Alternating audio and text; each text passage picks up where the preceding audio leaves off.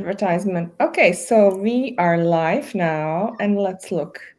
I should be able to also put a button here. Yes, on Instagram. Cool. Vysílat živě, go live on Instagram. So let's see. Yes, hi everybody. So, welcome, Lucy. Thank you for accepting the invitation.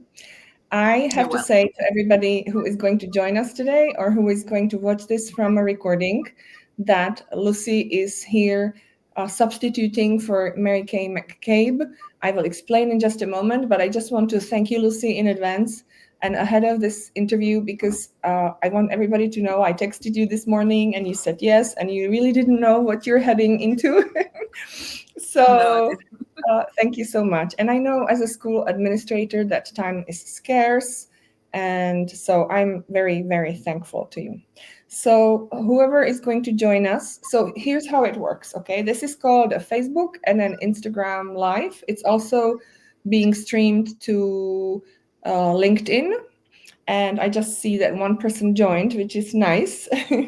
And what we do this every Monday at 4 o'clock. We call this a Talk with Mirka show, and it's an opportunity for people who are, colleagues from Montessori from all over the world to come and share about their work, and we kind of connect and just talk to each other for a moment, and then people can watch this from a recording later. So everyone, this is Lucy Welsted. And I don't even know how many we know each other for quite some time, right? It's been Oh, some years yeah, I think together, 5 or 6 years. Yeah. 5 or 6 years. Yes. Lucy is the head of a beautiful, beautiful school, International Montessori School in Córdoba, in Spain. If you ever, go there, please do not forget to contact Lucy because it's a really beautiful school, one of the most beautiful Montessori schools I have ever seen.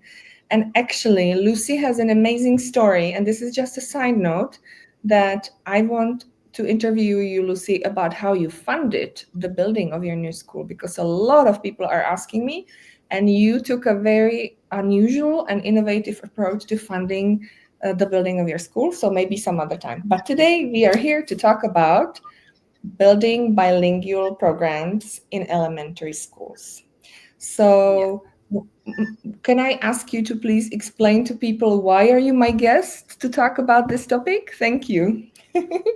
sure. So, let me see. I first met Marika and Mirka quite a few years ago. When I was maybe, yeah, my school had been open for a few years, so I was right in the middle of trying to figure out how best to move forward with my bilingual program. Um, as we ended up sort of chatting quite a lot about the pros and cons of all the different models and how we could try to be respectful to the Montessori approach and make sure that children were autonomous in their learning, but encourage them to do that in a second language, it was kind of quite difficult. So I basically found this little group of people that were also very interested in the same thing as me. And that's when Mirka and Marike proposed me being a part of the Erasmus program, which is building better bilingual elementary schools. I guess they thought that the work I'd done so far would be helpful to other people who were just Yes, starting out. yes. I And was, yeah. No, I was just going to say yeah, that I I was just going remember. to say that because I started out without any help, I was, really keen to be able to offer help to other people. Yes. And I remember when we were having a conversation about which schools to invite to participate in this project, that we wanted a very strong Montessori program, which is fully implemented and very strong. And you were the first choice. So we were very happy. We wanted to have a variety of schools that are in different stages of their journey, but we really wanted one where the level of implementation of bilingual education is very high, and we were very thankful that you said yes. So, Oh, yes. okay, Yeah. So 3 years down the road, we are inviting people to come to an international bilingual program's first ever that I know of conference. Would you please share a little bit Yeah. about it? Yes, thank you. Well, the bilingual Montessori team, we're all very excited about the conference because it marks for us the end of 3 years of really hard work. Where not only have we shared our own experiences, but we've investigated to find out firsthand what other people could teach us. And that's, well, the best thing about my job is that you never stop learning. And this conference is an opportunity for all those that have been involved in this project. So all these different practitioners that have been experimenting in their own classrooms to find what works at different levels. And, we did the case study interviews where we interviewed a lot of professionals working in schools, the community conversations, the webinars. We've got such an amazing library and collection of information. And the conference is just a great opportunity for us to share it with even more people. And I'm really excited about the conference because it's going to be a big celebration of all the effort that so many people put in to building bilingual programs, feeling a little bit lonely and not really maybe always valued. So, to go to a conference and meet other people that have done the same things and share your ideas, I think, well, I would have loved it like 10 years ago. So, Yes, yeah, and that's we're exactly, excited about it. yeah. And that's exactly what we're trying to do with the project, is to help others to shorten and fasten their path, right? Because we had to, you had to go through all the hard work of experimenting and testing and trying what works and trying what doesn't work. And now you have all this wealth of knowledge that you can share. So whoever wants to do the same thing, they can come to this conference and they can learn. So we have somebody who says hello from Kathmandu. Isn't that amazing? Well, we would love to have you come for the conference if you're trying to build a bilingual program there. The conference is happening in Prague, January 17th through January 19th, 2025. So it's just about the time to get in touch with us and register if people want to come. Lucy, can you try to remember? You said we did those case studies when we talked with schools, and also we have to share about the book, right? We have to remember to share about the guidebook. Yes. So, Yes. but you were really, I mean, you're right. You're one of the writers of the book, and so can you share some of the hardships, some of the challenges that Montessori and other elementary programs uh, uh, have when they start thinking, oh, we want a bilingual program, or even from your experiences, what are the challenges that you Yeah. faced on your journey? Thank you. Well, I think, one thing is that every school is different. It has a different context. You might be an established school that decides to become a bilingual program, and that's different from opening as a bilingual school right from the start. And depending on what your context is, you're going to encounter different challenges. It's inevitable that you will encounter challenges because actually being a successful bilingual program is very complex. If we think of a school as a holistic system, changing to a different language or including a different language in that school culture affects every part of the school culture. So, maybe at first you think, oh, right, yeah, we want the kids to speak another language. So let's get someone who speaks that language into the classroom and the kids will learn it. And then you suddenly maybe realize that the kids aren't really paying much attention to that person, or they don't really seem to connect with them. Or maybe you find that, often in a Montessori program, in an elementary program, the children just don't want to engage because learning a language at first is really hard. It's a big mountain to climb. So children need a lot of extra support to be able to take those first steps. and for them to feel comfortable with the language. So problems that come up are how to connect the children with the new language. Then there's the problems of how did you really take into account all these effects that were going to come along, like, you know, the fact that actually learning in two languages takes more time. So the children, well, they need a longer day to work. They need more time to work on language. So do you have time to do all those really nice extracurricular activities that you used to do? Can you know, is there time in the school there? And if not, what can you do? That's another problem that came up for us. Then other problems are like communication between the staff. Maybe you want someone that speaks a language really well and they come in, but they can't speak the language of the local community. How does that affect staff relationships? Is the team working well? Are all the team on board with the new language? Does everybody really care about it that much? And if they don't, why? What are the reasons? Is it because of their own feelings about that language or that culture? So all these things come up and you have to address them.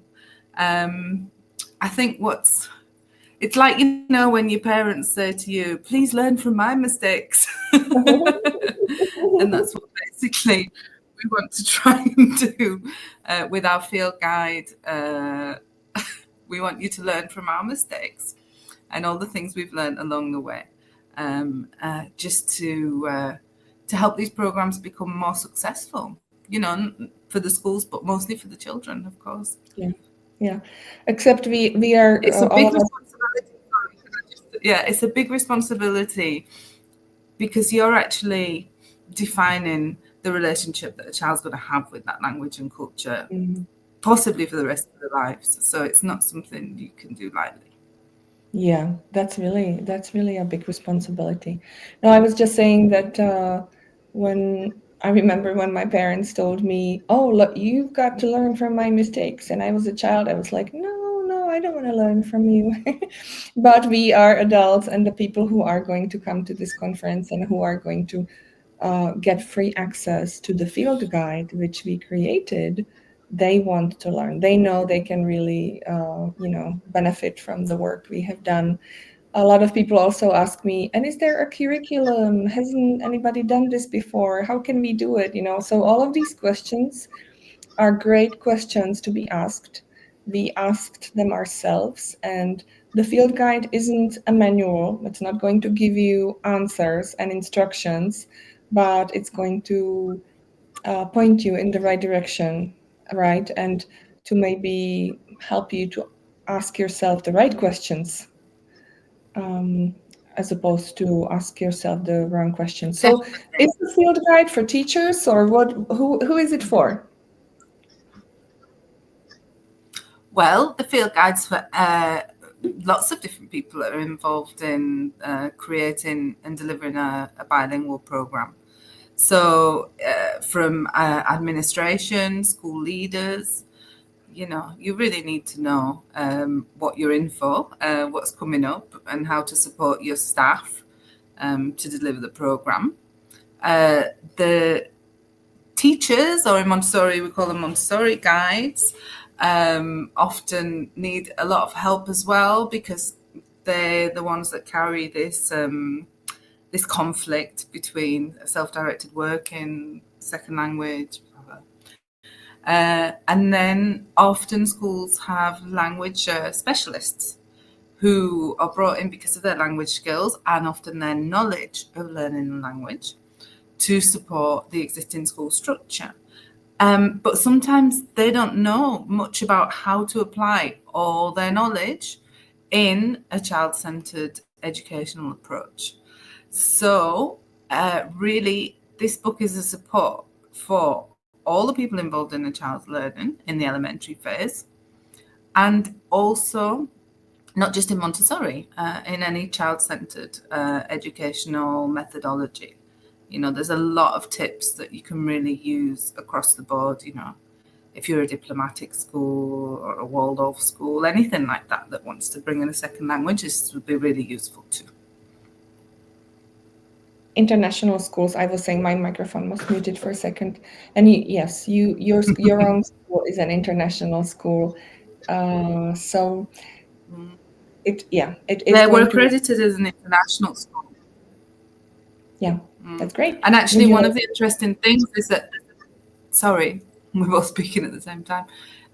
In the international school system, there's a big push towards learner autonomy as well. So, you know, a lot of teachers who find themselves working in international schools with more traditional methodologies who are being asked to create more classes or lessons or design their program in a way that's more student-centered and more centered on their learning autonomy, well, they need this kind of tips. And that's what we've tried to do as well in the field guide and at the conference, is make our advice, as Mirka said, it's not like a plan. We're not teaching you how to do something step by step because every context is different. But we're giving you the food for thought so that you can plan your own program, and also lots of practical tips, which is what we already want. Practical advice. Yeah. Thank you. Can maybe one last question, because Mary Kay McCabe, who was originally the guest for today to speak about the conference and about the project, in the end she couldn't make it because she's gone on a consultation to a school in Mexico, and it turned out to be way more complex for us to connect around this than we planned. So thanks to Lucy for stepping in. Would you please introduce the other people who are involved? And we mentioned Mary Kay's name a couple of times, so it might be a good idea to say who she is, and then just a few other people from the project, so that we can also use this opportunity to thank them for the work, and then we'll invite people to come to Prague, and I think we can finish up for today.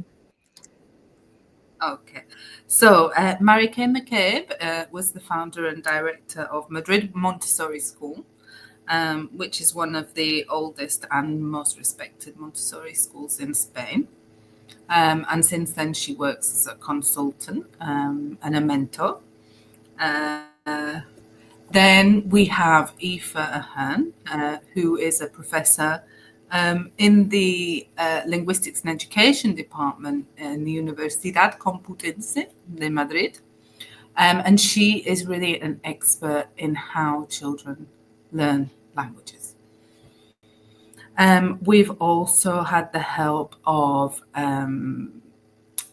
some different guides who've given really practical advice, like Laura Cassidy, who's an elementary guide from Montessori, Córdoba, or Denise Fernandez, who's a Children's House guide.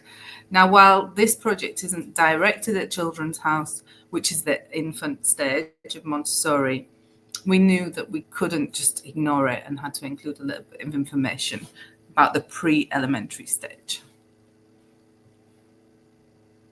Thank you. And I remembered also Lucy Urbanchikova from our school, from Montessori Schools Andilek, and Maria Smirnova.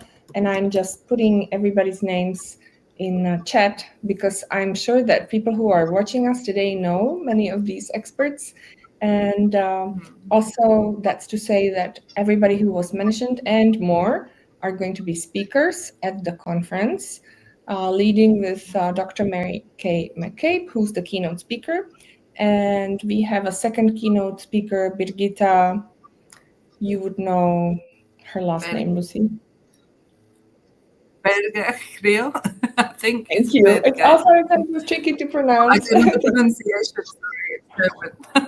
Thank you. I haven't prepared. Well, she's amazing. So our two keynote speakers are basically global leaders in bilingual and multilingual education or in language acquisition, and it's definitely worth for people to come to Prague for the conference. So thank you for taking the time to tell people about it. The conference, for everybody who is listening now or who is listening to this recording, January 17th through January 19th, 2025. You can register already now at the website of Montessori Institute Prague or at the website of bilingualmontessori.com. And Lucy and I are really looking forward to seeing everybody. It's going to be a lot of people from all kinds of professions uniting around the child and how we can help children speak more than one language and how we can use languages to connect with each other and to create a global community of change makers and peacemakers. Yes, thank you so much. Lucy, would you like to say one final word? Well, thank you a lot, Mirka, for inviting me to appear on my first ever live chat on social media. So there you go. I hope that was a pleasant experience for you. And maybe you will start your own lives with your parents and with colleagues to share with the world about your beautiful school, because it is amazing, and Facebook Lives are a wonderful tool. Maybe this will encourage me to take that first step. Yes. Okay, thank you very much. Bye, everybody. I'm ending this stream, and I will see you again next week on Monday with another guest of mine. Thank you. Be well. Have a lovely week.